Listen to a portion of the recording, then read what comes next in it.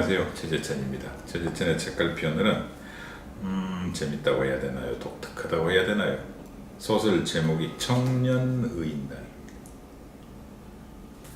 사실은 저자가 누구냐면 최태욱 교수예요.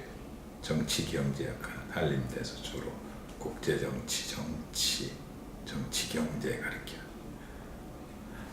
외국에서는요, 이제 그 글쓰기와 말하기, 질문하기, 읽기 이런 것들이 균형을 이뤄요. 특히 미국은 초등학교 때부터 남을 절대 못 뺏기게 하고 자기 생각을 글로 표현하는 능력을 우리나라 대학생 수준보다도 더 강력하게 가르쳐요. 우리나라처럼 글쓰기 교육 안 하는 나라가 없습니다. 우리는 주관식은 불공정성이라고 생각을 해요. 주관적이다 이 말은요, 편파적이다, 그 다음에 돈과 빽이 작동한다, 믿을 수 없다, 이런 식의 나라에서 객관식이 객관적이라고 착각들을 해요. 근데 객관식 문항이야말로 얼마나 비과학적이고 비객관적인지 사실 충격받을 때가 많아요.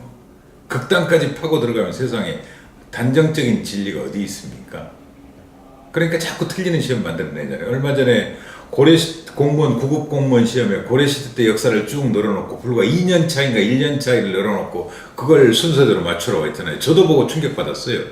시험지 나오면 지금도 버릇이 돼가지고 풀어보잖아요. 학력고사 문제지 공개되면 그 시험에 대한 강박 때문에 지금도 풀어봐요. 맞는지 틀리는지. 저도 시험은 노예가 돼 있는 거죠.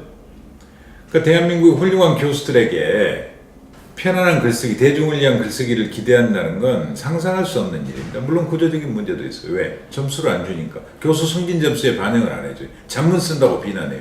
교수는 논문 잘 쓰고 교과서 잘 써야 된다고 생각을 해요. 교과서 쓰는 것도 뭐라 그래요? 연구소 잘 내야 된다고 뭐라 그래요? 근데 학문이라는 게, 대학이라는 게 A에서 제자 B로 계승하는 측면도 있지만 현실사에 대한 기여를 하고 계몽시키고 나눠 가져야 되잖아요. 그래서 미국은 노벨 물리학상 받은 사람도 쉬운 책을 써요. 노벨 생물학상 받은 사람도 쉬운 책을 써요. 노벨 의학상을 받은 사람도 대중서를 써요. 노벨 경제학상 받은 사람도 무슨 일을 한 줄 아세요?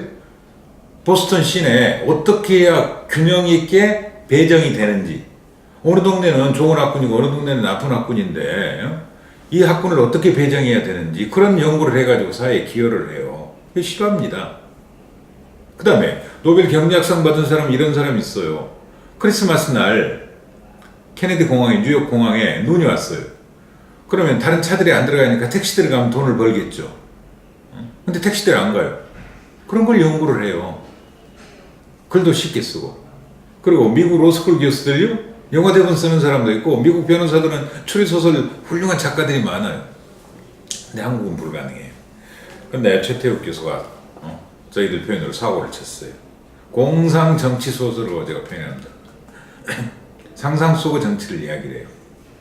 이 양반이 자기도 처음에 소개를 했습니다만 정치제도를重시하는 정치경제학자로서 선거제도 개혁이 청년을 포함한 우리나라 사회경제적 약자의 문제를 해결할 수 있는 가장 효과적인 방안이라고 오랫동안 주장해왔다. 그랬어요.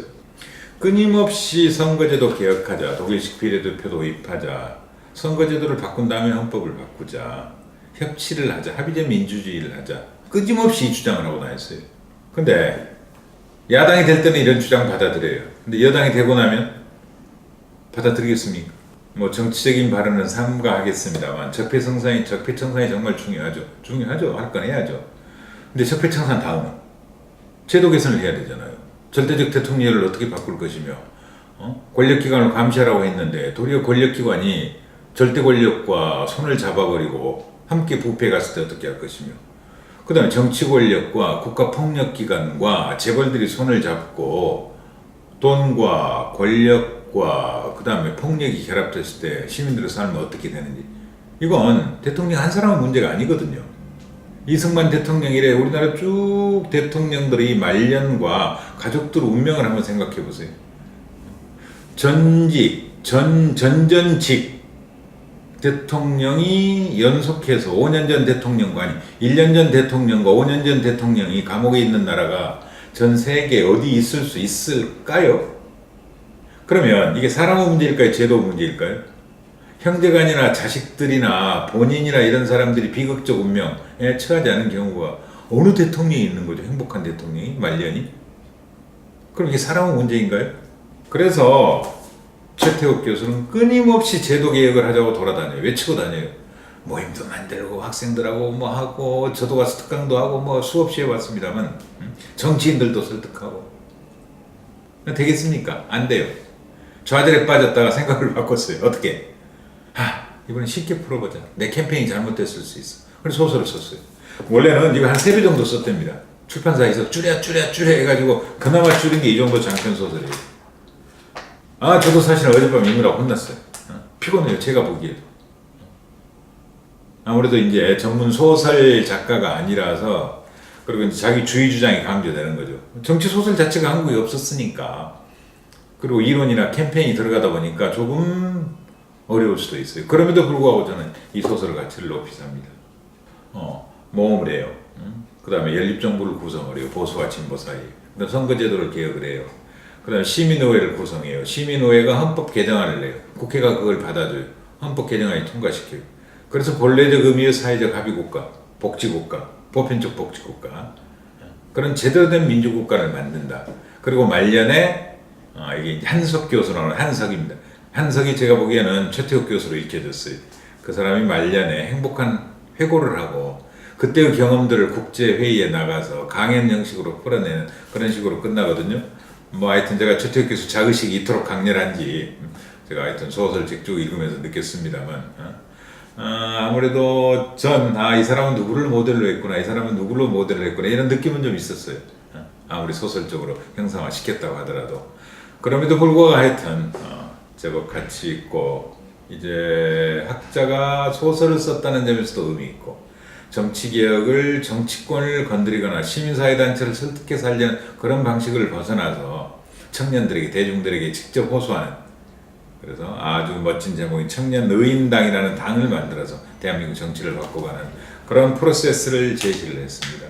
제가 아침에 저희 딸하고 전화통화를 하면서 공상과학소설을 뭐라고 그러니 SF가 이런 거니? 그러다가 아빠 그거 왜 물어봐? 그래서 아니 정치에도 그런 이름을 붙여볼까 하고 공상정치소설 그랬더니 막 웃더라고요.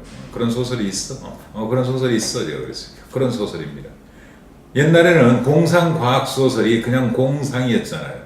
근데 그 공상들이 다 현실이 되잖아요. 그랬으면 좋겠습니다. 덧붙여서 관련 책들을 쭉 좀 뒤져봤어요. 그랬더니 재밌는 책이 놓친 책이 하나 나왔어요. 재밌죠, 제목 자체도. 이건 청년의인당이고 이건 청년정치예요.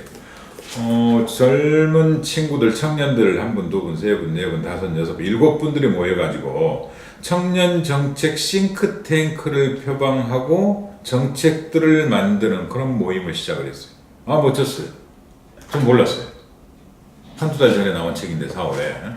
그래서 대한민국 정치를 설명하고 청년 정치 참여의 필요성을 설명하고 여기도 역시 마찬가지로 선거제도 개혁이 중요하고 비례대표제 개혁이 중요하다.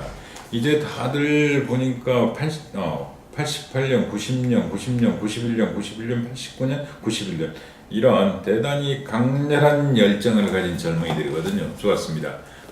이 책도 한번 참고 삼아 보시면 좋겠다는 말씀 꼭 드리고 싶습니다.